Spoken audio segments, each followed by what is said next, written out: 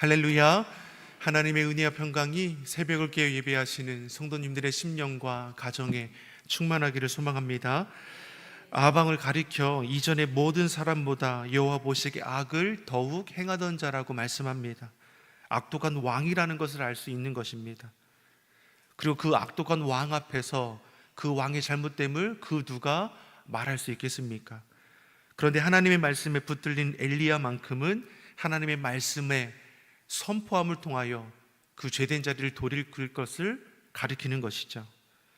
엘리야가 범죄한 아방 앞에서 하나님의 말씀을 선포하니 비가 내리지 않게 되었습니다. 또한 갈멜산에서 제단을 쌓고 기도하니까 하늘에서 불이 떨어져서 재물을 다 살라버리기도 했습니다. 바알 선지자 450명을 기손 시냇가에 무너뜨리는 놀라운 승리도 일으키기도 했습니다. 또한 비가 내리지 않던 3년 6개월 동안 비가 내리지 않았을 때 다시 기도하니 비가 내리는 또 놀라운 일도 행했습니다. 그리고 이 앞서서의 말씀을 보니까 아합 왕의 궁이 있는 이스라엘까지 엄청난 힘으로 또 달려가는 모습까지도 우리에게 보여주는 것이죠. 18장 46절에 이렇게 말씀합니다. 여호와의 능력이 엘리야에게 임하매 그가 허리를 동이고 이스라엘에 들어가는 곳까지 아합 앞에서 달려갔더라. 마차를 타고 가는 이 아합 왕보다 달려가는 엘리야가 더 날쌔다라는 것이죠. 이처럼 엘리야는 하나님의 놀라운 역사를 지속적으로 경험했던 자입니다. 자, 그런데 그런 엘리야조차도 오늘 말씀을 보면 무너지는 것을 볼 수 있는 것이죠. 우리 19장 4절의 말씀을 다시 한번 우리 같이 한번 보겠습니다. 우리 4절의 말씀입니다. 자기 자신은 광야로 들어가 하루길쯤 가서 한 로뎀나무 아래에 앉아 자기가 죽기를 원하여 이르되 여호와여 넉넉하오니 지금 내 생명을 거두시옵소서. 나는 내 조상들보다 낫지 못하나이다 하고. 하나님의 놀라운 역사를 경험했던 엘리야가 하나님 앞에 어떠한 기도를 드리고 있습니까?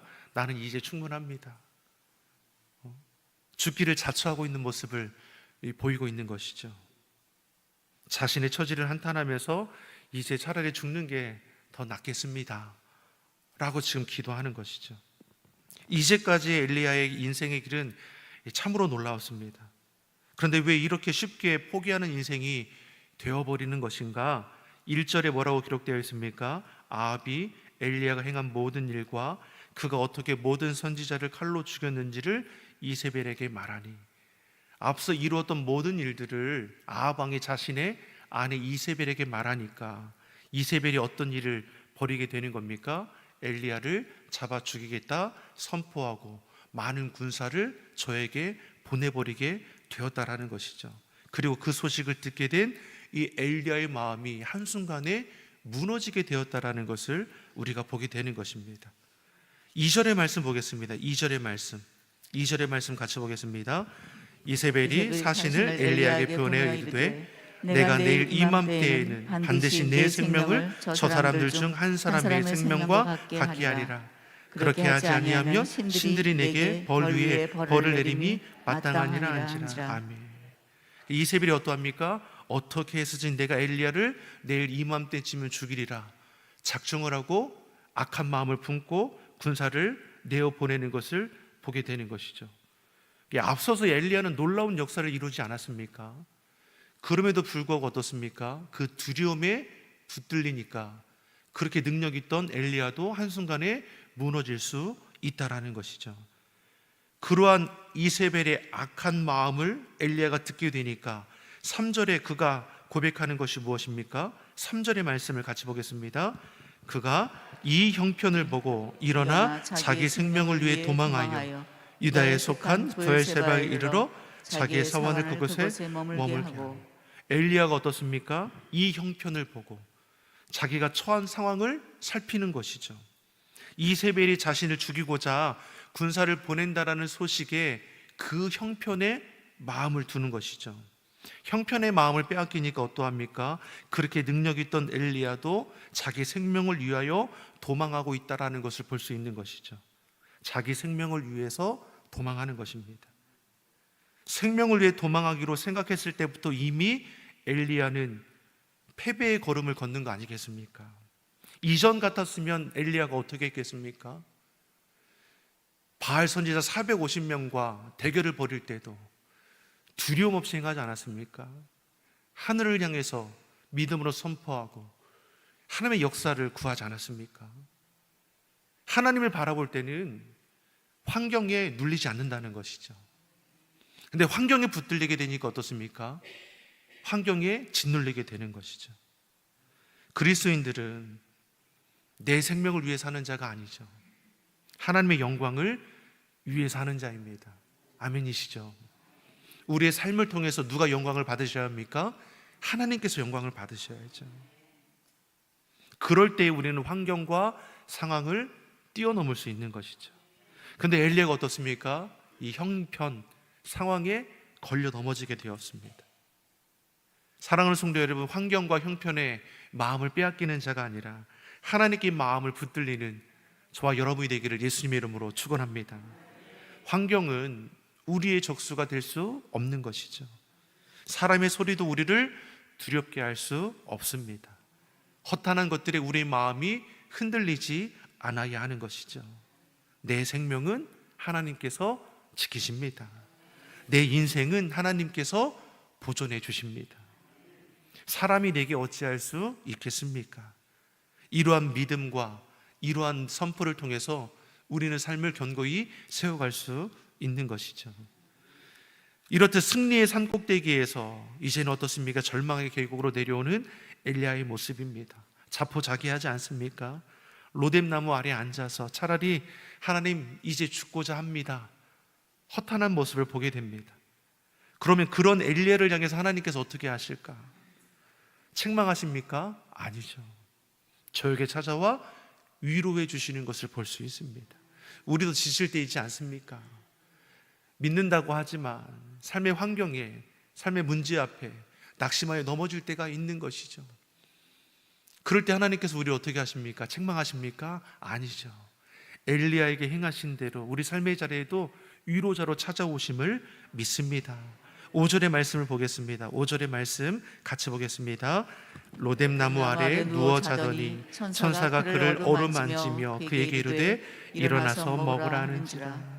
하나님의 천사가 나타나서 엘리야에게 먼저 해주는 것이 무엇입니까? 어루만져 주시죠. 일어나서 먹으라. 하나님께서 그 머리밭에 음식을 내어놓고 먹고 마시고 쉬게 하시는 것이죠. 6절 말씀에도 보니까 재차 먹고 마시고 또 쉬게 하십니다. 천사가 찾아왔다라는 것은 곧 하나님께서 저에게 찾아오셨다라는 것을 말씀하는 것이죠. 하나님은 도망가는 엘리야, 죽고자 하는 엘리야에게 책망하는 것이 아니라, 추궁하는 것이 아니라 저를 어루만져 주십니다. 있는 그대로 위로해 주시는 것이죠. 엘리야는 하나님의 위로를 받으며 일어나 음식을 먹고 마시고 쉼을 갖습니다. 너무나 지치고 힘든 그 육신의 삶을 주께서 위로하심으로 회복하게 하시는 것이죠.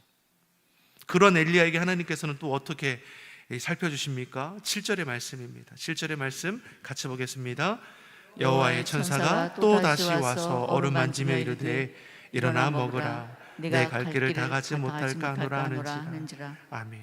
충분히 쉴 수 있도록, 충분히 먹고 마실 수 있도록 다시 힘을 얻어서 그 걸음을 옮겨갈 수 있을 때까지 하나님께서는 기다리시고 회복해 해주시고 온전케 하심을 볼 수 있는 것이죠. 하나님의 방법이 보이십니까? 하나님의 유로는 한 번으로 그치지 않는 것이죠. 회복될 때까지 지속적으로 어루만져 주시고 먹여주심을 믿습니다. 우리도 지치고 낙심될 때 나는 주님을 떠나고자 하고 주님을 외면하고자 하지만 하나님은 어떻습니까? 그런 우리 삶의 자리에 찾아오셔서 위로해 주시고 품에 안아주시고 세임 주시고 피할 길을 내어주시고 감당할 수 있는 능력도 주셔서 다시 일어설 수 있게 하실 줄 믿습니다. 사랑하는 성도 여러분, 삶에 지쳤을 때 하나님의 위로를 기대하시기 바랍니다. 하나님께서는 우리 삶에 찾아오셔서 실제적인 위로와 쉼을 더해 주실 줄 믿습니다. 그리고 다시 일어나서 하나님께서 인도하시는 곳으로 나아갈 수 있는 것이죠. 그것이 어디입니까? 여호와의 산이라 일컬어지는 호렙입니다. 이 가는 길이 사실 만만치 않습니다. 밤낮 40일 동안 걸어가야 하는 대장정의 길입니다. 하나님은 그 모든 길을 다 완수할 수 있도록 저와 동행해 주시는 것이죠.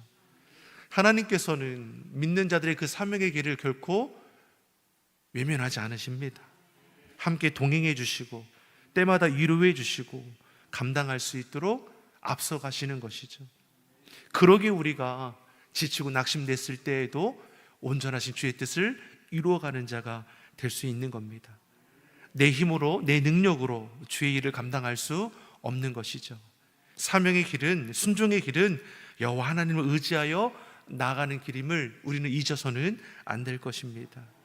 사랑하는 성도 여러분, 혹 본문의 엘리야처럼 형편과 상황의 어려움으로 낙심되어 있지는 않습니까? 위로자 되신 하나님을 이 새벽에 바라볼 수 있기를 바랍니다. 하나님 우리를 어루만져 주시고 우리를 일으켜 주실 줄 믿습니다. 감당할 수 있는 새 힘을 주시고 능히 이겨낼 수 있도록 이끌어 가심입니다. 하나님께서 함께 하십니다. 여러분 힘을 내십시오.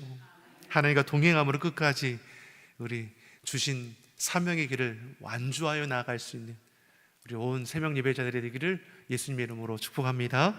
기도하겠습니다. 위로자 되시는 아버지 하나님, 지친 우리의 육신을 어루만져 주시옵소서. 우리는 연약합니다.